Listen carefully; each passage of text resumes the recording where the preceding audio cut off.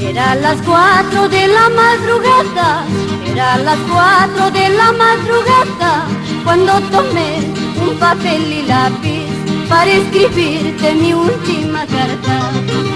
Donde te dije ya no te quiero, donde te dije ya no te amo, por ser voluble con mi cariño, porque jugaste con mis sentimientos.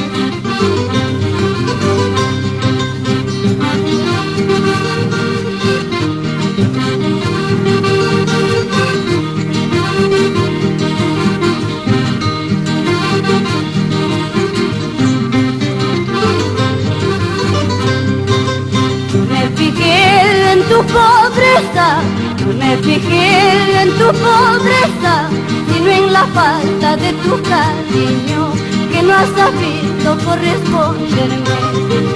Solo mi Dios y mi corazón, solo mi Dios y mi corazón, es el testigo de mis sufrimientos, que yo he pasado estando a tu lado. Me voy a ir a otros lugares, me voy a ir. Te quedarás llorando solito, te quedarás ahora.